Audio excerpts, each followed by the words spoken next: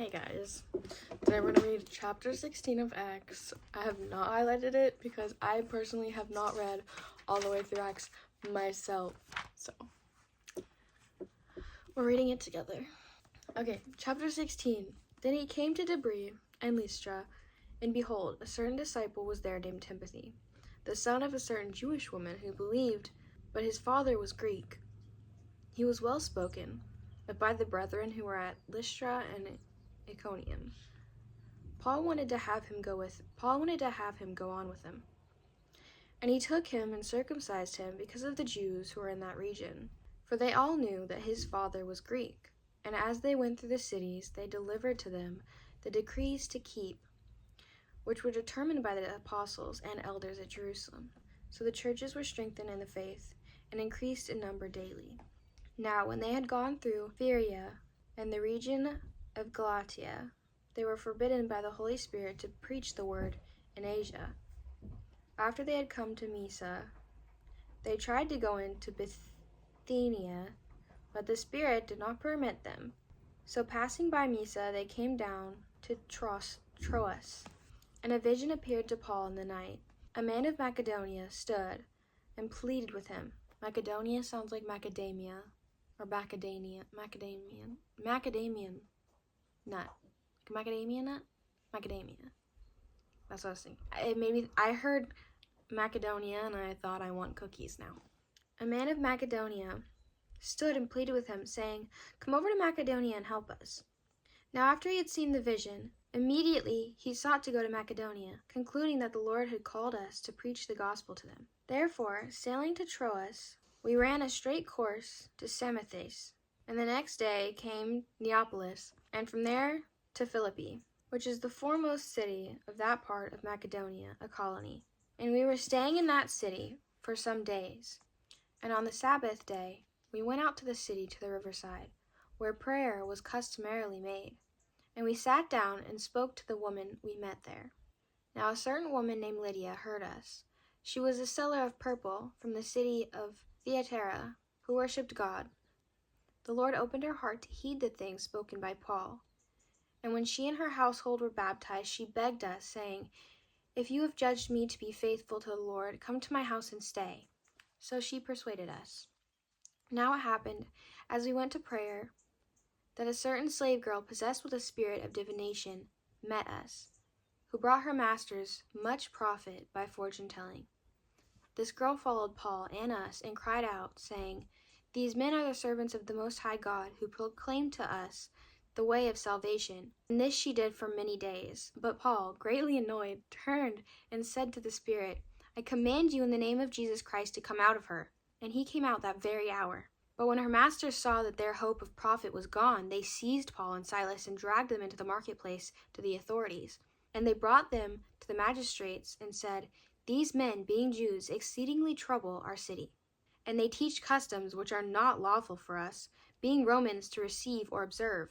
Then the multitude rose up against them, and the magistrates tore off their clothes and commanded them to be beaten with rods. And when they had laid many stripes on them, they threw them into prison, commanding the jailer to keep them in securely.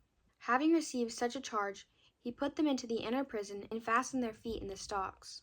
But at midnight Paul and Silas were praying and singing hymns to God, and the prisoners were listening to them. Suddenly there was a great earthquake, so that foundations of prison were shaken, and immediately all the doors were opened, and everyone's chains were loosened.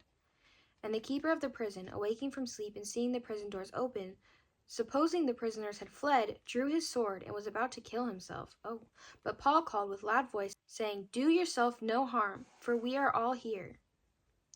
Then he called for a light, ran in, and fell down trembling before Paul and Silas. And he brought them out and said, "Sirs, what must I do to be saved?" So they said, "Believe in our Lord Jesus Christ, and you will be saved, you and your household." Then they spoke the word of the Lord to him, to all who were in this house. And he took them the same hour of the night and washed their stripes. And immediately he and all his family were baptized. Now when he had brought them into his house, he set food before them, and he rejoiced, having believed in God with all his household. And when it was day, the magistrates sent the officers, saying, "Let those men go." So the keeper of the prison reported these words to Paul, saying, "The magistrates have sent to let you go. Now therefore depart and go in peace." But Paul said to them, "They have beaten us openly, uncondemned Romans, and have thrown us into prison. And now do they put us out secretly? No, indeed. Let them come themselves and get us out." And the officers told those words to the magistrates, and they were afraid when they heard that they were Romans. Then they came and pleaded with them, and brought them out, and asked them to depart from the city. So they went out of the prison and entered the house of Lydia. And when they had seen the brethren, they encouraged them and departed. Another part right there. They believed and got baptized. I get it, okay? No, I don't, actually. I was going to say I get it, but I don't get it. Churches should have baptism tubs or baptism pools or whatever on hand during every service for when somebody decides that they believe in Jesus Christ and that they want to come to him. They should believe and be baptized in that moment. It shouldn't be, "Oh, I believe," and then they'd be like, "Okay, good, you're saved," and go on about your life. No, that's not what the Bible says. The Bible says that people are believing and then getting baptized. Earlier on, the man on the road, he believes, and he's like, "Where do I go get baptized?" They baptize him. Another spot, somebody believed and they got baptized. Right here, his whole family believed and got baptized. They go together, one after the other.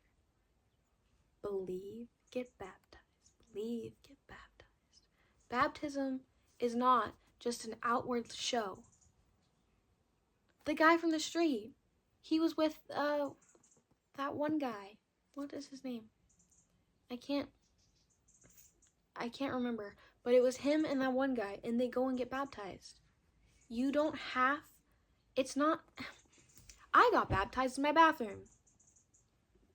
It's not about, "Oh, this is me," because it's not performative. It's not performative. It's spiritual. It's an actual act.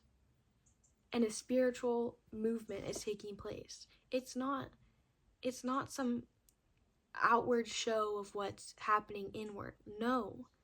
That act, you're coming into covenant with Jesus. It's not, I always hear it. They're just like, "Oh, it's just an outward show of what the decision you've made." No, it's not. People downgrade it because Satan is a liar. That's why.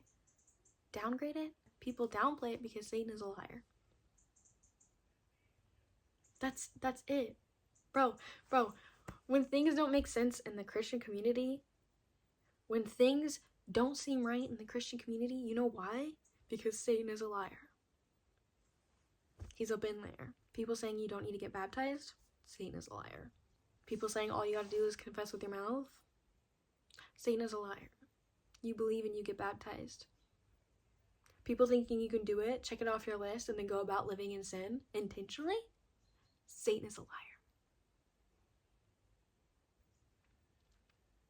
Bro be prowling. Stomp on him. Because that is not biblical. Anyway, I love you. Jesus loves you. Believe and be baptized.